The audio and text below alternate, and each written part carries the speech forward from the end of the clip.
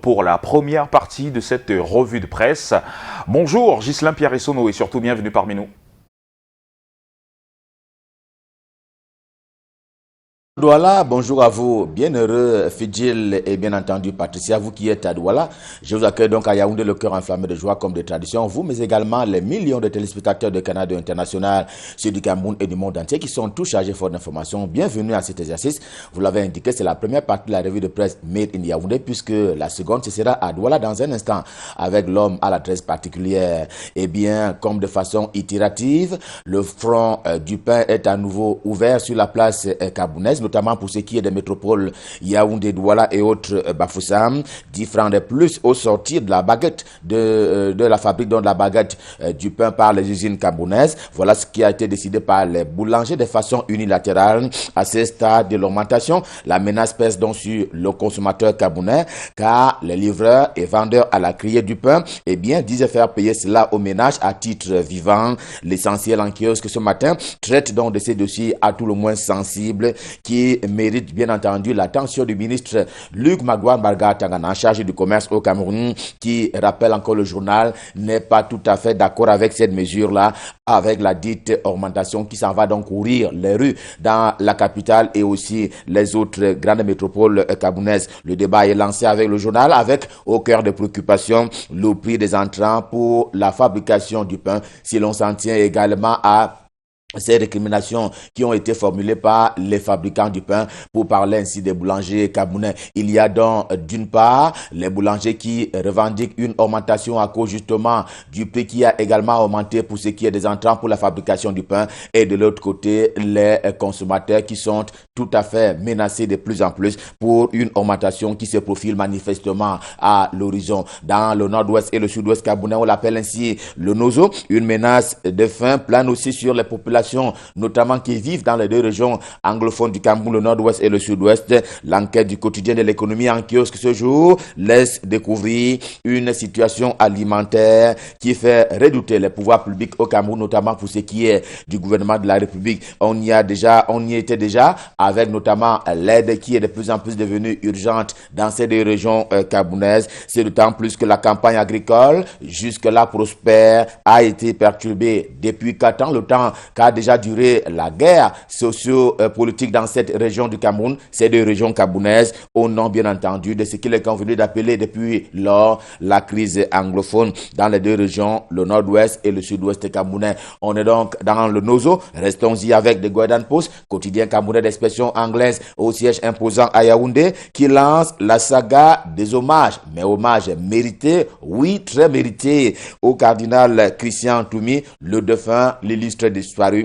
C'est donc une figure emblématique de l'église catholique qui est au Cameroun, qui s'en va reposer pour l'éternité ce jour même du côté de Douala, la capitale économique du Cameroun. On parle d'une mobilisation tous azimuts, en commençant par les populations qui ont d'ailleurs hier convergé vers la morgue de l'hôpital militaire de la cité économique du Cameroun. Des personnes estimées en nombre à 1 million, justement, qui ont donc pris part à cette levée de corps hier du côté de la capitale économique du Cameroun. Le quotidien Émergence en kiosque en rajoute que le théâtre de Bonanjo, pour parler de la levée de corps d'hier, est une preuve, s'il en était encore besoin, une preuve vivante de la grande contribution jusque-là seul cardinal camerounais à la construction des droits de l'homme, des valeurs de l'égalité, mais également des valeurs de l'équité pour l'ensemble et au bénéfice de tous les Camerounais. Politics en kiosque lui aussi recense lui aussi des témoignages sur l'archevêque métropolitain émérite de Douala.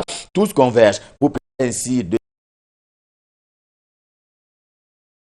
qui se préoccupait non seulement de la spiritualité des hommes qui vivaient sur la terre, mais aussi de la condition humaine et des rapports entre gouvernés et gouvernants au Cameroun. Cameroun Tribune, le quotidien camerounais à capitaux publics, par exemple, parle d'adieu et il marque d'ailleurs la reconnaissance de la nation et aussi la du Cameroun en rapport avec la mémoire de l'illustre disparu, le cardinal Christian Toumi. Ces restes seront donc cachés ce jour même dans la capitale économique du Cameroun en présence du représentant personnel du chef de l'État camerounais, Paul Biya, ici le premier ministre chef du gouvernement, Joseph John Ngouté. Et ce sera donc un très grand moment un très grand moment d'adieu face à cette perte on ne peut plus énorme pour la communauté nationale. Peur dans la cité, Yaoundé toujours en compagnie du quotidien camerounais à Capitaux Public, Cameroun Tribune également en kiosque ce jour, qui réévoque ces constructions ni nécessaires, ni même naturelles. C'est au flanc des collines, tant il est vrai que Yaoundé, la capitale camerounaise,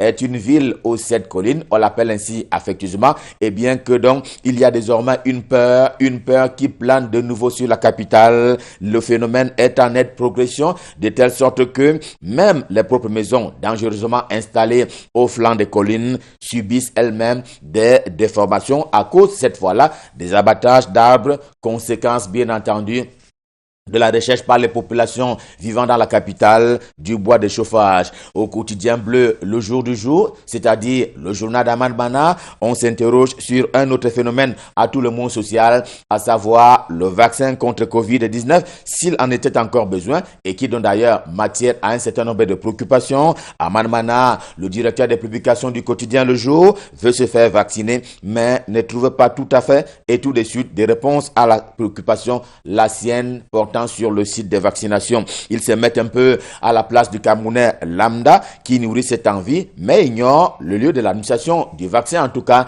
c'est une façon d'attirer encore l'attention des responsables du ministère de la Santé publique sur les modalités pratiques de la nouvelle vie de la vaccination au Cameroun à propos de la croisade, la riposte contre Covid-19 sur l'ensemble du territoire national. Sur la toile, la star tout à fait trouvée cette semaine, c'est le professeur de Tundi Ngwa, qui est d'ailleurs le ministre camerounais en charge de l'éducation de base. Il a donc été pris en sandwich par un lanceur d'alerte que le quotidien Info Matin de 2/9 ce matin qualifie d'ailleurs de missionnaire, le dit mercenaire selon le journal.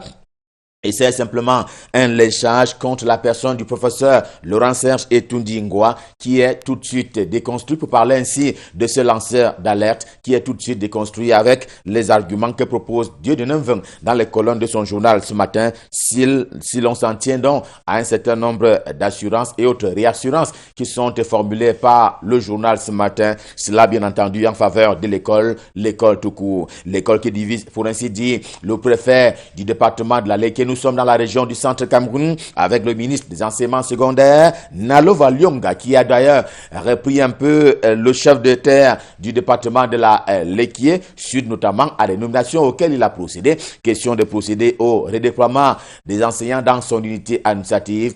Que non a donc stoppé, que donc ces nominations ont été stoppées par qui de droit, c'est-à-dire la ministre des enseignements secondaires qui a trouvé à redire sur ce déploiement du préfet du département de la Lekié. Et comme le dit la règle, qui peut le plus, peut le moins. On s'en tiendra donc à cette directive, à cette décision du ministre des enseignements secondaires. Le point hebdo est également en kiosque. Il se souvient un peu du temps où Urbain Olangana Awono était donc patron du ministère de la Santé publique. Il fut donc patron de ce département ministériel pendant une pratiquement dizaine d'années, eh bien, il est aujourd'hui en train de payer un lourd tribut depuis le fond de sa cellule à Kondengui, du nom du quartier populaire qui abrite les prisons principales et centrales de la capitale camerounaise. Lui que le journal présente ce matin comme étant une victime collatérale des luttes des firmes pour le contrôle de la succession du fauteuil présidentiel. Le journal dit que Urbain Olangana Awona est donc une victime collatérale,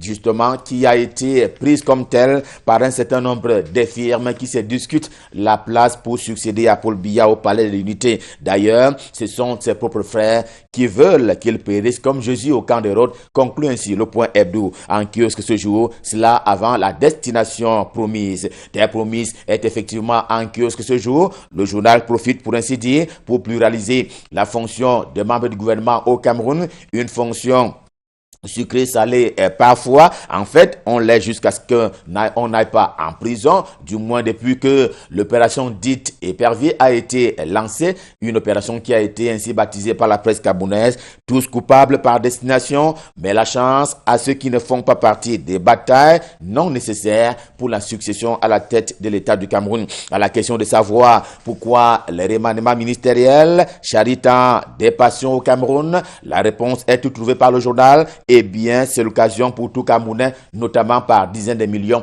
qui trouvent en des remaniements ministériels l'occasion de se défouler quand un ministre doit être mis aux arrêts. Leurs concurrents du dehors comme du dedans, eux aussi, eh bien, qui ont pris l'habitude de boire du petit lait, lequel est souvent bu sans sucre. Le sucre qui reste ainsi une préoccupation au journal de Faustin Djikam en kiosque lui aussi ce matin. Eh bien, il s'agit donc de Tribune d'Afrique, le journal qui fait savoir que la présidence de la République du Cameroun a levé la mesure consistant en la suspension jusque-là des importations du sucre sur le sol camerounais, sauf que les autorisations ont été faites en faveur de la seule Sosucam, de quoi provoquer d'ailleurs la colère des importateurs nationaux, cette fois-là, eh bien, qui sont montés au créneau au nom de ce qu'il est convenu d'appeler le patriotisme économique. Scande ainsi Tribune Afrique en kiosque ce jour. Silence donc, on attend la réaction du gouvernement sur la route de la protection de ces importateurs et donc des opérateurs économiques nationaux. On l'attend comme pour le cas des acteurs des incendies du côté de la commune de Bafia. Nous sommes toujours dans la région du centre Cameroun. Eh bien, des photographies d'engins calcinés par des délinquants qui ont mis le feu le 19 avril dernier sur les 10 engins appartenant à la municipalité de Bafia. L'enquête est ouverte et d'ailleurs le journal compte participer, on va dire activement à cette enquête-là et le journal c'est bien entendu Cameroun qui est d'ailleurs en kiosque ce jour. Et puis il y a ce fait à tout le moins inédit, il est même irrationnel, qui est relaté ce matin par le quotidien Réalité de Paul Ngouaré Kindi. C'est donc un camion d'Ibou, je dis bien un camion d'Ibou qui allait à l'assaut du domicile du professeur Jacques Famin Ndongo. Il s'agit des jaloux, j'en emprunte au journal Réalité en kiosque ce matin, qui donc là d'attendre un chavirement public et même privé du ministre d'État, ministre de l'enseignement supérieur, le professeur Jacques Famin Ndongo, ont donc décidé d'opérer par d'autres moyens dont lumière est faite ce matin dans les colonnes du quotidien Réalité et la lumière est faite par le professeur Jean-Paul Biya qui intervient pour ainsi dire dans les colonnes du journal Réalité de Paul Ngouaré Kindi édition de ce mardi. Revue de presse Made in Yaoundé Stop Fin. Le cœur enflammé de joie, évidemment, nous vous avons servi. On prend rendez-vous pour demain quand il sera 7 heures. Mais pour l'heure, je vous invite à repartir dans les studios de Canal 2 International de Douala pour retrouver l'homme à l'adresse particulière. J'ai nommé Michael Tipkio, bien installé dans ces studios. Il va prendre le relais pour la suite et la fin de la revue de presse. Bonjour Michael, c'est à vous à Douala. Bonjour Ghislain Pierre et la suite à Douala avec notre hebdomadaire en kiosque ce jour, l'hebdomadaire du monde juridico-judiciaire Kalara nous amène dans l'univers carcéral du Cameroun et nous parle de ses frais médicaux, les frais médicaux qui coûtent les yeux de la tête à l'État du Cameroun et l'État justement qui refuse parfois de payer les frais médicaux de certains prisonniers, des prisonniers appelés prisonniers VIP. Le journal se pose la question autour de ce système de l'État qui semble essoufflé par ces coûts d'hospitalisation de certains prisonniers. L'hôpital central de Yaoundé, l'hôpital général et le centre hospitalier de la CNPS de la même ville croupissent sous des factures impayées par le trésor public des soins administrés à certains de ces prisonniers. Une situation qui pousse ces formations hospitalières à se faire payer par les malades au mépris des dispositions légales en la matière, écrit le journal Kalara qui, à sa une ce jour, nous parle d'une affaire curieuse, une audience qui se tient à la Cour suprême sur le cas. Gervais Mendozé, la haute juridiction a décidé enfin d'examiner l'affaire concernant l'ancien directeur général de la CRTV où sa famille, au moment justement où sa famille organise ses obsèques, les raisons de l'exhumation d'un recours formulé depuis 2019 aujourd'hui, écrit le journal, et la programmation de ce procès de Gervais Mendozé pour ce 20 avril à la Cour suprême ne doit rien au hasard, écrit Christophe Bobiokono. Elle fait sans doute suite aux pressions exercées par certains de ses proches sur le pouvoir de Yaoundé lors de ces dernières semaines de vie pour obtenir son évacuation sanitaire à défaut d'une autre mesure le soustrayant du contrôle des geôliers de la prison de Konenga à Yaoundé. Et selon des sources familiales citées par le journal Kalara ce jour, le président de la République avait déjà marqué son accord pour lui faire bénéficier des soins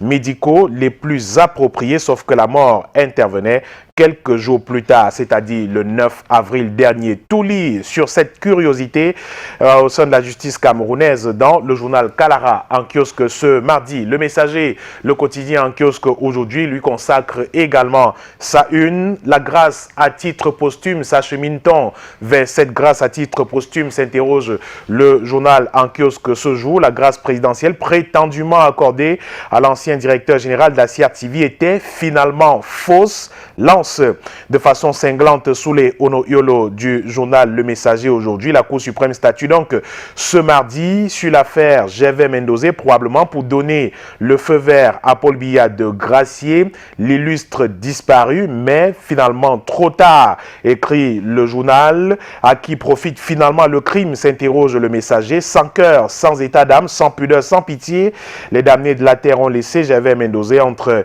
les mains de la mort. La fameuse grâce de Paul Biya, fabriquée de toutes pièces dans les laboratoires de crime et du complotisme, est demeurée invisible jusqu'à ce jour. Et si l'audience d'aujourd'hui montre clairement le niveau où on est rendu avec la procédure entreprise par le ministère public contre Gervais Mendoza. L'ultime round de cette affaire à la Cour suprême est un cinglant démenti qui éteint et met un terme aux émotions stériles de ceux qui continuent de soutenir que la grâce présidentielle accordée au grand prof Gervais Mendoza, quoique non officialisée, nonobstant que le décret présidentiel demeure introuvable à exister. La grâce présidentielle accordée à Mendoza n'ayant pas été décrété ni officialisé jusqu'à son décès le 9 avril dernier. On peut créditer la thèse d'un plan diabolique. En dessous, la fuite de l'information sur la grâce de Paul Biya accordée au grand prof Gervais Mendoza était planifiée. Les organisateurs du complot ont peut-être entendu les bruits de coulisses. Ils ont donc tué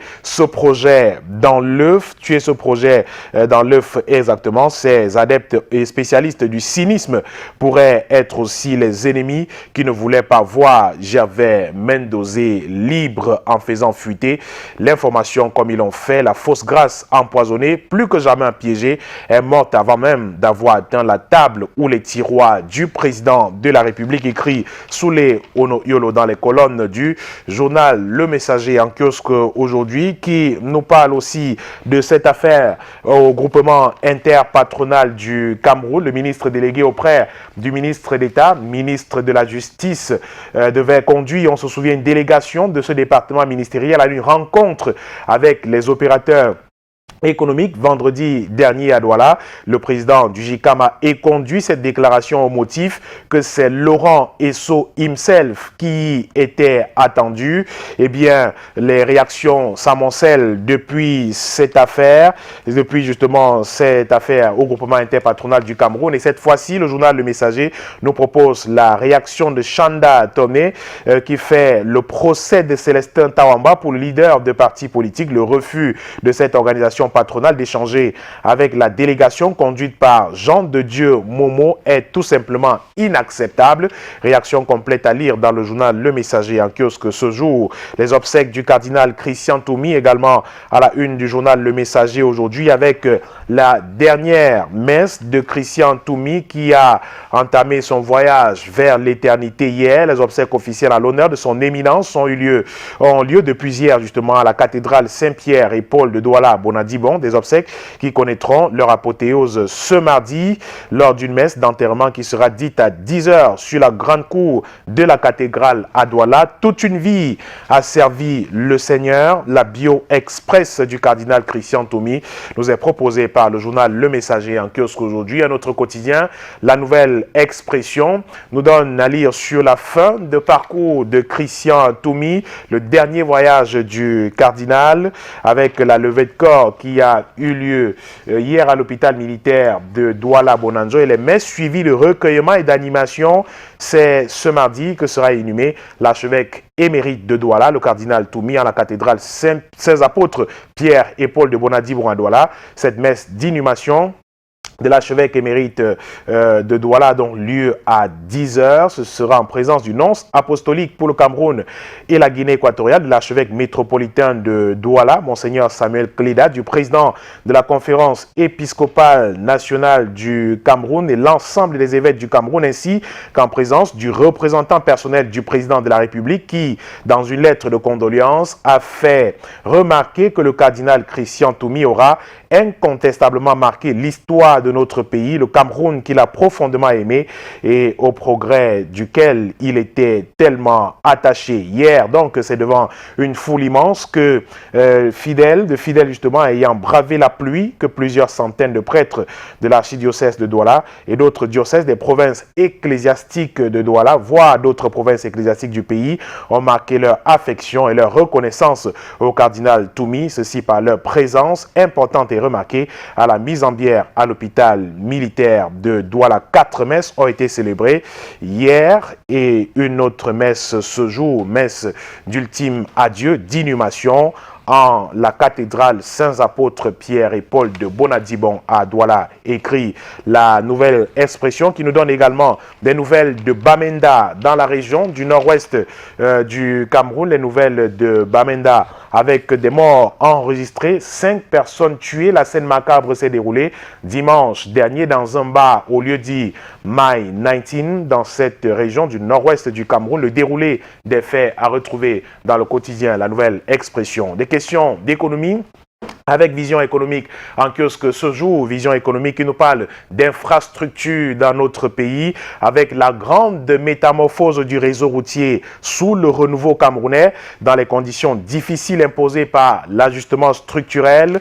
Le président de la République a réussi à mobiliser des ressources nécessaires pour booster le réseau routier bitumé de notre pays qui était de moins de 800 km en 1982 à plus de 8000 km aujourd'hui. Notre réseau routier bénéficiera d'ailleurs de plus de 500 km d'autoroute d'ici 2025, ce qui a révolutionné notre mode de transport et a permis la création des milliers d'emplois. Découvrir donc le réseau routier tel qu'il était en 1982 et 2021 aujourd'hui. Comparaison faite dans le journal Vision économique qui nous donne à comprendre sur l'évolution enregistrée de 1982 à 2021. Le journal donne également des nouvelles du comité des ministres de l'agence de supervision de la sécurité aérienne en Afrique centrale et ses résolutions de la 33e session ordinaire présidée par le ministre Jean-Enes Ngalé Bibé, le ministre des Transports qui a présidé donc en visioconférence les travaux de la session ordinaire du comité des ministres de l'agence de supervision de la sécurité aérienne en Afrique centrale en présence du commissaire de la SEMAC, des ministres en charge de l'aviation civile du Gabon, du Congo, du Tchad, de la RCA, du directeur général de la SAC, du directeur de l'autorité aéronautique par ailleurs, présidente en exercice de ce comité de direction. Les directives et perspectives ont été prises au cours de cette réunion. On a également noté des avancées. Bon à savoir donc, à retrouver dans le journal Vision économique, l'hebdomadaire de Sa Majesté Parfait Godokwan à retrouver en kiosque ce mardi. La cloche hebdo nous parle également des questions économiques à sa une aujourd'hui avec l'Union européenne, la coopération allemande et le ministre des Forêts et de la Faune qui se retrouvent dans une sorte de clash. Ces partenaires européens accusent le ministre camerounais des Forêts et de la Faune d'avoir détérioré le processus de mise en place d'un système informatique. Eh bien, il s'agit bien du système SIGIF 2. Selon la cloche hebdo en kiosque aujourd'hui, le patron de ce département ministériel a contractualisé un prestataire pour un contrat de 14 mois, lequel a été prorogé de 34 mois en raison des validations jugées compliquées de livrables intermédiaires par la commission de réception. Finalement, la version du SIGIF 2 livrée en novembre 2018 n'a pas été réceptionnée par la commission ad hoc pour non-conformité au cahier de charges, écrit le journal qui nous parle également de la lutte contre le Covid-19 au Cameroun et du ministre de la Santé publique, Manaouda Malachi. Le vacciné zéro conduit sereinement le processus de vaccination après avoir reçu plus de 500 000 doses de vaccins contre le coronavirus. Le ministre de la Santé s'est constitué premier sujet à vacciner le 12 avril dernier, montrant l'exemple à suivre aux millions de Camerounais exposés à la dangerosité dangereuse pandémie. Manaouda Malachi confirme sa parfaite maîtrise du processus national de lutte contre le Covid-19 dans notre pays. Écrit la cloche, l'hebdomadaire La Cloche en kiosque ce jour. L'économie du Cameroun est également parue ce mardi et nous parle de gestion publique et la communauté urbaine de Douala qui se lance sur le marché des capitaux. La CUD qui est à la recherche d'un arrangeur financier et l'objet de l'éditorial du directeur de publication Aloïs Onana qui parle d'une CUD qui est à l'action. Le maire de la capitale économique du Cameroun fait partie des gens interdits de sommeil. Il doit permanemment agir, construire, innover, se projeter, anticiper, prendre toutes les dispositions qui feront que les populations habitantes Douala de manière permanente ou passagère ressentent toute l'aisance qu'il convient de ressentir lorsqu'on est au contact d'une ville économique et d'une capitale d'envergure. Eh bien, Roger Mbassadine, donc, depuis son arrivée en 2020 à la tête de la mairie de la ville de Douala, engagé dans cette voie, celle de l'action en 12 mois tout juste, écrit Aloïs Onana. Le bilan partiel est jugé élogieux par les grands conseillers de la communauté urbaine de Douala qui ne sont pas du même bord politique, écrit-il. La question des impôts intéresse également le journal Économie du Cameroun en kiosque ce jour avec le chef de centre des impôts littoral 2 qui était sur le terrain et qui a outillé des commerçants à la télé. Déclaration, le chef de centre régional des impôts du littoral 2 qui a donc débuté une tournée dans certains marchés de la métropole économique du Cameroun, une opération qui va se poursuivre dans les prochains jours et cette descente dans la région du littoral de cette campagne de sensibilisation des contribuables des marchés de Douala sur la dématérialisation des procédures fiscales et la notion d'agent intermédiaire intégré. C'est une option qui a fait descendre le chef de centre qui s'explique d'ailleurs sur la question. Amidou Bouba Adi, chef de centre régional des impôts du littoral 2, s'exprime dans les colonnes de l'hebdomadaire Économie du Cameroun en kiosque aujourd'hui. Le Guardian Post est également paru ce jour. Le quotidien d'expression anglaise nous livre également un florilège d'hommages en la mémoire du cardinal Christian Toumi qui a engagé son voyage justement vers l'éternité hier à travers la levée de corps à l'hôpital militaire de Douala. Le journal nous livre un reportage poignant sur la journée d'hier avec le déplacement, le beau monde qui a pris part à cette levée de corps et au recueillement, les messes dites en la cathédrale Saint-Pierre et Paul de Bonadibon ici à Douala, des hommages qui viennent du Cameroun entier, du départ de Mbui dans la région, du nord-ouest du Cameroun également, qui rendent un hommage à une légende, le cardinal Christian Toumi, qui s'en est allé dans les obsèques. L'inhumation précisément a lieu aujourd'hui en la cathédrale de Douala. Politics Hebdo parle de canonisation. Politics Hebdo, l'hebdomadaire également en kiosque aujourd'hui. Politics qui parle de canonisation. Le cardinal Christian Toumi, le miracle inachevé de Dieu au Cameroun, l'homme qui s'est déployé entièrement et a donné toute sa vie et une partie de sa vie, de la fin de sa vie justement pour résoudre la crise dans les régions du nord-ouest et du sud-ouest du Cameroun. L'hebdomadaire Politics qui revient sur cette vie de l'homme, son parcours et les obsèques qui ont débuté hier à la cathédrale Saint-Pierre et Paul de Douala. Politics Hebdo qui nous livre donc et retrace le parcours de l'homme dans ses colonnes de ce jour. On termine avec Flèche d'Afrique qui nous parle du compte de l'exercice 2020 approuvé à la commune d'Ayos. Flèche d'Afrique sous la présidence du préfet du département du Nyon et Fumo. Cette session du conseil municipal de la commune d'Ayos consacrée à l'examen du budget a eu lieu il y a quelques jours. Budget finalement approuvé, nous apprend le journal Flèche d'Afrique qui est en kiosque ce mardi et c'est avec lui que nous terminons cette deuxième partie de la revue de presse de ce mardi. Merci beaucoup Mike. Le prochain rendez-vous c'est demain, il sera exactement 7h, 1h de moins en heure GMT. Pour l'heure, c'est un fait divers qui nous interpelle.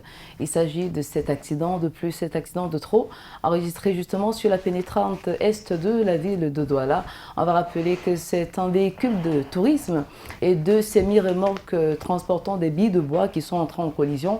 Donc bilan, on a donc 3 personnes décédées sur le coup et 2 blessés graves.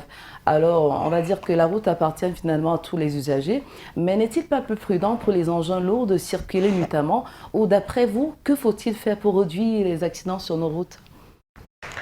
C'est une question qui revient à chaque fois et à laquelle on n'a jamais pu trouver une solution à ce jour. Hein. C'est un autre accident regrettable, un accident de trop enregistré sur cet axe, la pénétrante est de la ville de Douala, qui malheureusement se présente comme une route où on doit rouler à une vitesse un tout petit peu raisonnable, si on va dire ça ici, parce que c'est quand même une route en agglomération, l'entrée d'une ville où on est supposé rouler de façon raisonnable, je le disais, pas à très forte vitesse, mais qu'on en arrive à enregistrer ce type d'accident où on a 3 morts sur le carreau.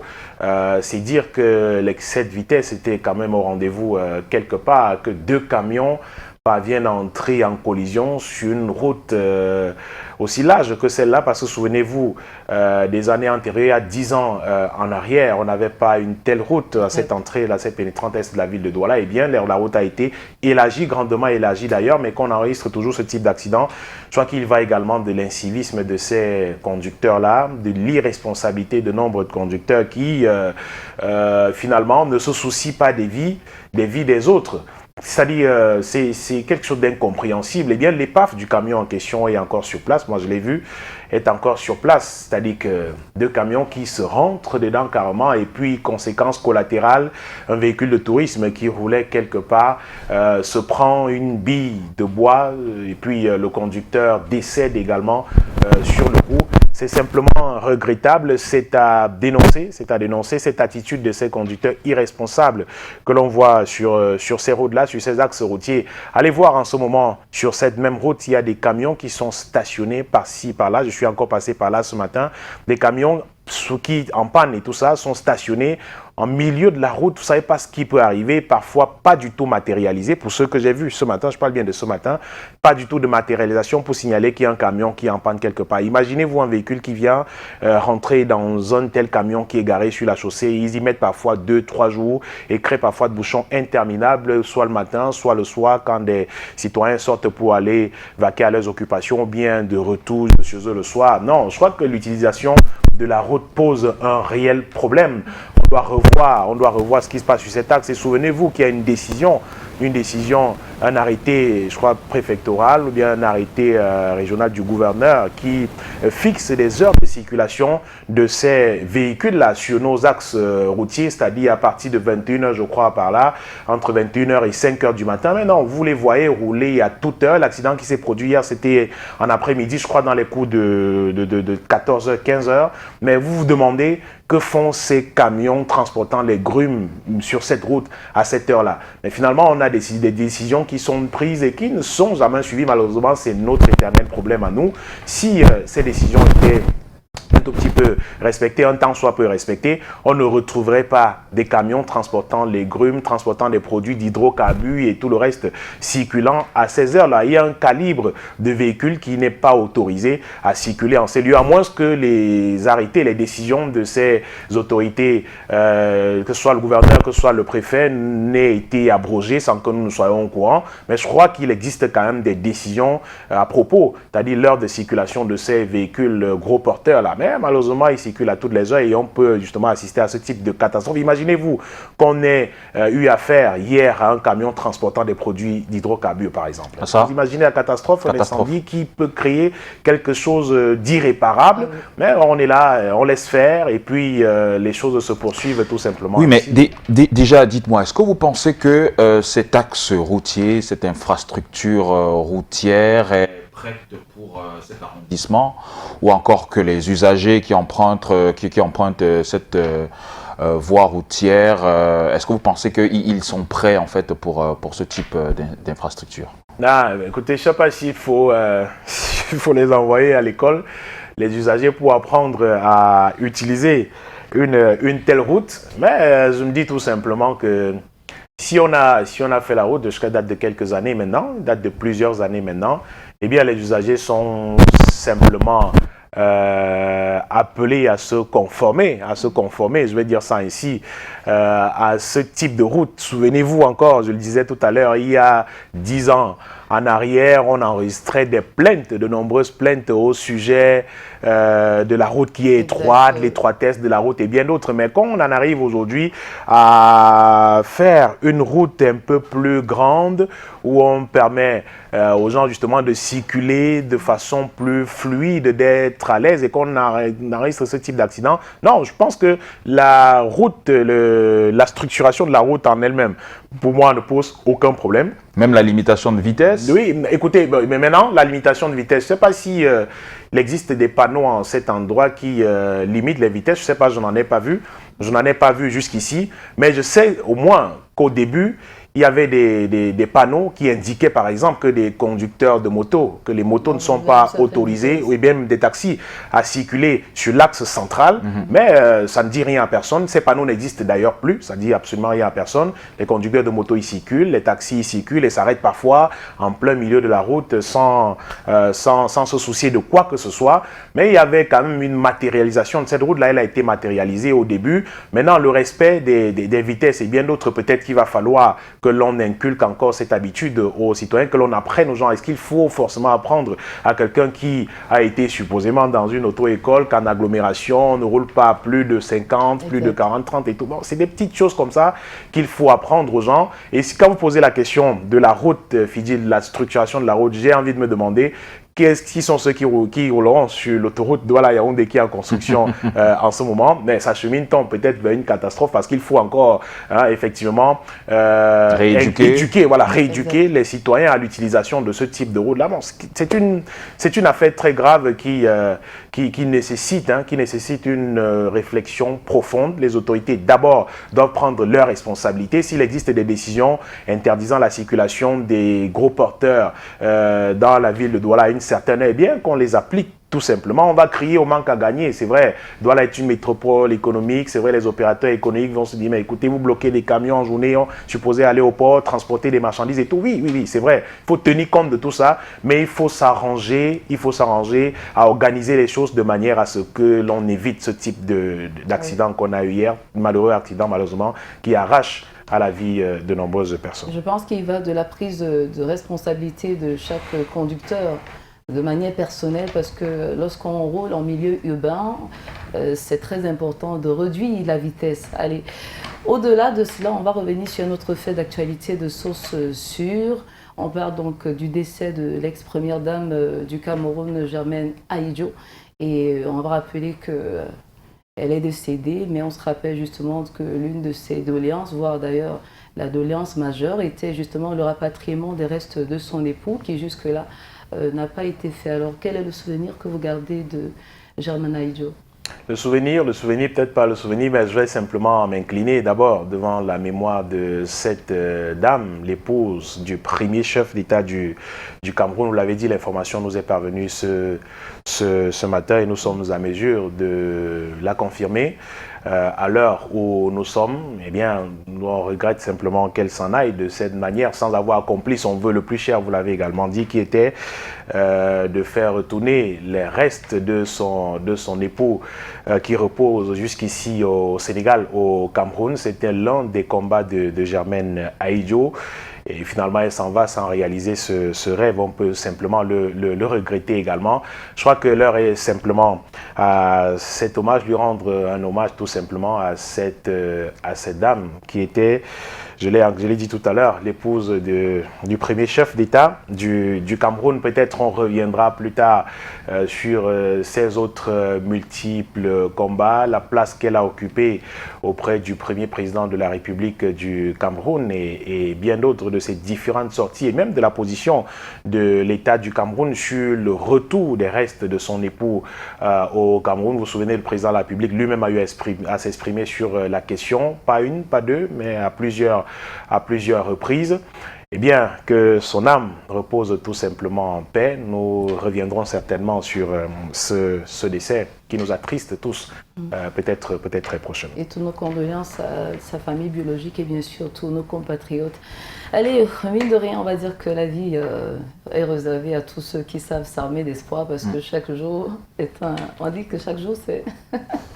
Chaque jour, il devrait évidemment avoir ce regain d'espoir, ce regain d'énergie. Et c'est pour cette raison que nous ménageons aucun effort, chers téléspectateurs, pour vous permettre d'être d'attaque afin de mieux, évidemment, on va dire, participer ou mieux remporter tous les défis au quotidien. Permettez l'expression, chers téléspectateurs, surtout l'émotion après une nouvelle aussi triste. On va parler de tout à fait autre chose, rentrer dans le couloir, ma chanson du cœur pour se raviver. Évidemment, ces souvenirs autour de No One Like You de P-Square et bien sûr Two-Face Idibia, le titre de la chanson. African Queen. African Queen. Et on aimerait savoir si vous avez dansé bien évidemment sur ces différentes chansons. Si oui, vous penchez pour laquelle de ces chansons? P-Square, Two-Face Idibia? C'était un choix difficile à faire. Hein. C'était un choix difficile à faire ce matin. No One Like You, c'est une chanson que j'aime bien de P-Square. Eh ben, je vais faire le choix de Two-Face Idibia ce matin pour African Queen. Pour naturellement. Pour toutes ces femmes, ces queens-là qui nous regardent ce matin. Toutes ces femmes qui sont des reines finalement, qui se battent au quotidien à nos côtés, qui nous supportent chaque jour, comme on dit. Toutes ces reines africaines-là, hein, Patricia, vous également. Eh bien, c'est pour toute cette femme, je leur rends hommage ce matin à travers African Queen de Two-Face. D'accord, moi, il pas que des personnes... Ah, écoutez, particulières, il y en aura tellement, Et toutes ces personnes particulières se reconnaîtront simplement à travers ce que je dis, à travers le message de ce matin. Si je mets à citer, je crois que j'en citerai énormément. Et vous ferez des jalouses. On y passera toute la journée et je ferai beaucoup de jalouses. Voilà. Ouais, merci à vous, Michael Chipkio, d'être passé par ici. Demain est un autre rendez-vous pour une toute autre livraison de l'information à travers la revue de presse. Vous savez ce qu'il vous reste à faire. Rendez-vous dans les différents kiosques pour avoir toute la quintessence